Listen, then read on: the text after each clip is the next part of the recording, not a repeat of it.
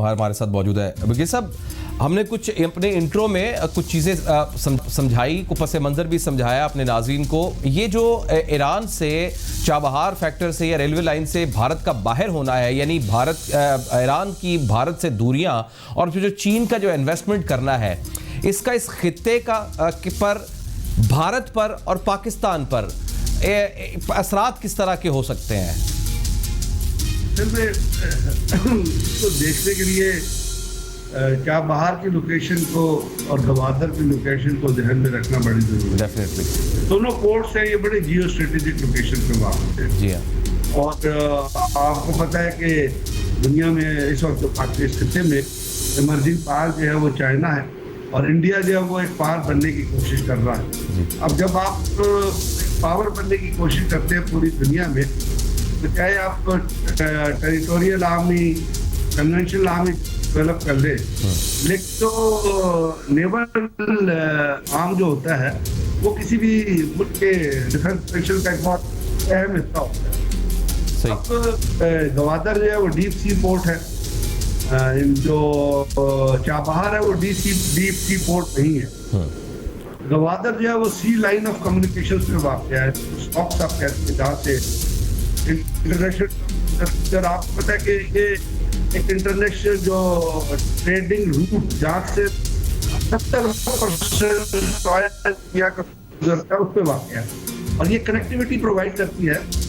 यहाँ पे दोनों ये जो आप दोनों पोर्ट्स को देखते हैं, चाबहार 70 किलोमीटर है, गवादर से ये कनेक्टिविटी प्रोवाइड करती है सेंट्रल एशिया को, मिडल ईस्ट को और इवन यूरोप को ये कनेक्टिविटी प्रोवाइड करती है। अब यहाँ चाबहार जो है वो बंदर अब्बास थी और बंदर अब्बास आगे पहली एक बड़ी कमर्शियल वायबल पोर्ट है। सही सिनेरियो देखना ये है कि भारत के चाइना के क्या मकासद है। जी हाँ। यानी भारत ने $8 बिलियन कमिट किए हुए थे चाबहार पोर्ट के लिए। जी। इसके साथ साथ वहाँ पे जो रोड इंफ्रास्ट्रक्चर बनना था और जो जरजान तक जो रोड बनी थी अफगानिस्तान के अंदर, वहाँ भी भारत ने इन्वेस्ट किया था। तो भारत के जहन में क्या था?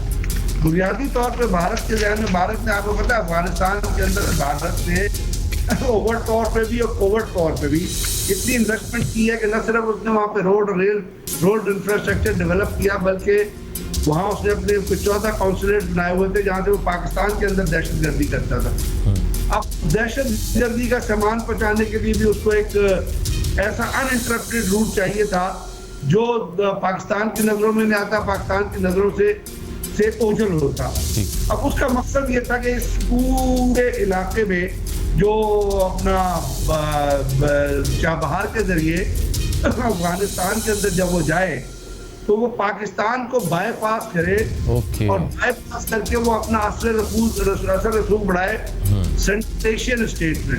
और आपको पता है सेंट्रल एशियन स्टेट जितनी है वो खास तौर पे उज्बेकिस्तान और काजाकिस्तान जो है और वहाँ पे तुर्कमेनिस्तान में गालबन इंडिया का ऑलरेडी एक फखरन एयर बेस मौजूद है।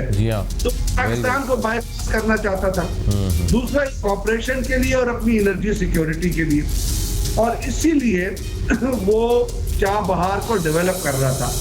अब पाकिस्तान की दुनिया में नई अलायंसेस बन रहे हैं, आपको पता है चाइना बड़ी एक पावर के तौर पर बन रहा है और चाइना का अफगानिस्तान के अंदर इंटरेस्ट ये है कि चाइना अफगानिस्तान में अमन इसलिए देखना चाहता है कि एमक माइन, जो कि ब्लैक गोल्ड जिसको कहते हैं, वो जो दुनिया की सबसे बड़ी माइन वहाँ पे मौजूद है, वहाँ पे चाइना इन्वेस्ट कर रहा है और चाइना वहाँ पे रोड रेड डेवलप करना चाहता है। पाक सी पैक जिस तरह चला हुआ है वो सी पैक एक गेम चेंजर है और शंघाई कोऑपरेशन का अगर आप अलामिया पढ़े तो शंघाई कोऑपरेशन ने कहा है कि पाकिस्तान जो है उसका इन्फ्लुएंस जो है वो रीजन से बाहर बढ़ रहा है और पाकिस्तान ने अपनी फॉरेन पॉलिसी को रीअलाइन किया है और उसको रीअलाइन करके उसने साउथ एशिया और उसके बाद यूरोप की तरफ जो है और इवन रशिया की तरफ जो है वो रवाबित जो है वो बढ़ाए हैं और बढ़ाने की कोशिश की है, जिसका बड़ा पॉजिटिव रिस्पॉन्स रशियन की तरफ से भी आया है। उसके साथ आपको पता है कासा 1000 जो प्रोजेक्ट है वो जो एनर्जी स्टार्व कंट्रीज है ना इलाके के, जी जी, उनको, जैसे पाकिस्तान भी शामिल है, उनको एक बड़ी अच्छी अपॉर्चुनिटी प्रोवाइड करता है। अब इसमें मजमूई तौर पर ब्रिगेडियर साहब, इसमें मजमूई तौर पर तो नुकसान सबसे ज्यादा, यानी वो पॉलिसीज या वो प्रोपेगेंडा या वो स्ट्रेटजी जो डिजाइन कर रहा था भारत अगेंस्ट द पाकिस्तान इस खित्ते में अपने आप को बरतर करने के लिए, वो तो डिफ्यूज होती नजर आ रही है। लेकिन पाकिस्तान को इससे क्या फायदा हो रहा है? और इसको जरा इस बात से जोड़िएगा कि इस बात का कितना इम्कान है कि जिस तरह से जो अमेरिकन ट्रूप्स हैं अफगानिस्तान से निकल रही हैं, अफगानिस्तान में अमन अमल के लिए पाकिस्तान का किरदार बेहतर हो रहा है अफगानिस्तान में, इसमें कितनी बईद है कि अफगानिस्तान और उसके बाद ईरान और तुर्की तक, फिर यूरोप तक ये सी पैक बढ़ जाए? सी पैक को देखिए, सी पैक को हम पाकिस्तान, अफगानिस्तान और चाइना के कॉन्टेक्स्ट में तो देखते हैं। अगर आप थोड़ा सा ऊपर जाए तो नेपाल ने जो आज कुछ किया है, और इंडिया ने जो इलाकों को जिनको क्लेम कर रहा था, अपना काला पानी और लेपाक जो के इलाके हैं, उसको नेपाल ने एक नया नक्शा नहीं है, वो नक्शा बड़ा पुराना है। जी हाँ। वो 1847 की जो सिम्बोलिक ट्रीटी हुई थी ना, जो ट्रीटी हुई थी between the English kingdom and the monarchy in Nepal, जिसके जरिए उन्होंने ये तमाम इलाका जो है वो अंग्रेजों ने नेपाल को दिया था, वो नेपाल ने क्लेम किया, और वो सी पैक की कनेक्टिविटी में आता है। तो सी पैक यूरोप तक जाएगा, रेल रोड प्रोजेक्ट बनेगा, पाकिस्तान के अंदर से जब सी पैक गुजरेगा तो साफ जाहिर है इंडिया क्यों चाह रहा था कि वो चाबहार जाए, वहाँ अपनी कार्गो अनलोड करे, और उसके बाद फिर वो जजरान हाईवे के जरिए जब अफगानिस्तान के अंदर दाखिल हो जाए, तो अफगानिस्तान से तो रास्ता फिर सेंट्रल एशियन रिपब्लिक में जाता है ना। अब जब चाइना ने उसको आउट कर दिया है, और चाइना ने अपना ईरान ने भी उसका कंट्रोल जो है वो चाइना को दे दिया है, तो अब वो जो कनेक्टिविटी है वो तो पाकिस्तान के एडवांटेज में आ गई कि आप यहाँ से कनेक्ट कर रहे हैं अफगानिस्तान। तो क्या सर ये भी इस चीज को भी क्या हम इग्नोर नहीं कर सकते? क्या ये बात दुरुस्त है कि फिर अब नए ब्लॉक्स बन रहे हैं? अमेरिका की जगह अगर पाबंदियां हैं ईरान के ऊपर, तो अब ईरान का टिल्ट चाइना की तरफ बढ़ रहा है, तो चाइना के ऊपर भी पाबंदियां बढ़ रही हैं। अब तो इस तरह से कुछ नए ब्लॉक्स बन रहे हैं, नए जियोग्राफिकल यूनिट्स बन रहे हैं ना। किसी भी किस्म की जो वो है ना अपना सैंक्शन या किसी किस्म की चीज में नहीं आता। चाइना इस वक्त मिलिटरली भी स्ट्रांग है, चाइना इकोनॉमिकली भी स्ट्रांग है, अमेरिका में भी मिलिटरली स्ट्रांग, बट एक कोविड की वजह से एक वैसे जो उनके ट्रेड डेफिसिट जो चल रहे हैं उसकी वजह से अमेरिका इस वक्त इकोनॉमिकली वीक कंडीशन में खड़ा हुआ है।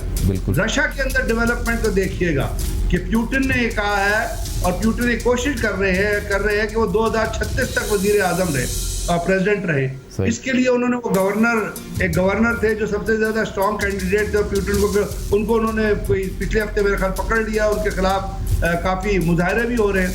और रशियन जो है वो जो इंडिया ने जो रशिया से वायदा वो पैक्ट किया था एयर डिफेंस सिस्टम का $800 बिलियन का, वो रशिया ने क्या कहा, उन्होंने कहा जी हम 2021 में डिलीवर नहीं कर सकते आप, हालांकि उसकी पार्ट पेमेंट जो है वो हो चुकी है। बिल्कुल सही। तो और ये चीजें जो ये मतलब बहस को तो हम बहुत बढ़ा सकते हैं, और बहुत सारी चीजें और इसके अंदर और इसमें सर की प्लेयर नजर आ रहा है। अगर सुपर पावर इस खित्ते में चाइना खुद को बनाने के लिए पूरी डायमेंशंस ले रहा है, तो Pakistan would be the key player, क्योंकि टर्की तक अगर पहुंचना है, यूरोप तक जुड़ना है, तो फिर टर्की के पाकिस्तान के साथ खुद बहुत अच्छे ताल्लुकात हैं। फिर अफगानिस्तान का अगर अमन है तो वो पाकिस्तान के बगैर मुमकिन नहीं है, और इस खित्ते में पाकिस्तान की अहमियत बहुत ज़्यादा बढ़ जाती है। ब्रिगेडियर साहब बहुत बहुत शुक्रिया sir, thank you very much sir, thank you very much. हमेशा आप हमारे लिए वक्त निकालते हैं सर, बहुत मशकूर है सर। हम आप एक ब्रेक लेते हैं नाज़रीन, और ब्रेक के बाद ज़रा बात करते हैं कोरोना वायरस की। अल्हम्दुलिल्लाह उसमें कमी आना शुरू हुई है, लेकिन अभी खातिर ख्वाह कमी की खुशखबरी हम नहीं दे सकते हैं। उसी तरह टेस्ट भी कम हो रहे हैं, उनकी रेशो भी कम हो रही है, उसी तरह से केसेस भी कम आ रहे हैं, लेकिन केसेस इवेंचुअली और डेथ टोल जो है वो कम हुआ है, इसमें कोई शक नहीं है। दूसरी तरफ कल भी हमने प्रोग्राम किया कि वैक्सीन की मुख्तलिफ खबरें आ रही हैं, बरतानिया से बहुत अच्छी खबरें आ रही हैं, रशिया से अच्छी खबरें आ रही हैं, अमेरिका से भी अच्छी खबरें आ रही हैं, और बड़े पॉजिटिव रिजल्ट्स भी आ रहे हैं। और जो टी सेल्स हैं सर, अब उनकी वेटेज है कि वो कितनी देर तक सर्वाइव करते हैं बॉडी के अंदर। लेकिन एक और बड़ा अहम मामला है जिसका अब हम जिक्र करने वाले हैं। ईद कुर्बान आ रही है और ईद कुर्बान के वो जो 10 दिन यानी ईद कुर्बान के 3 दिन और उससे पहला एक हफ्ता जब खरीदारी बढ़ेगी, ये 10 दिन बहुत ज्यादा इंपॉर्टेंट है। हम या तो फिर एक दफा एक बड़े बल की तरफ जाएंगे या फिर हम बचेंगे और उसका सेहरा होगा आपके और मेरे सर के ऊपर, आवाम के ऊपर। बड़ी अहम पॉइंट्स हैं, इसके ऊपर बात करेंगे एक ब्रेक के बाद।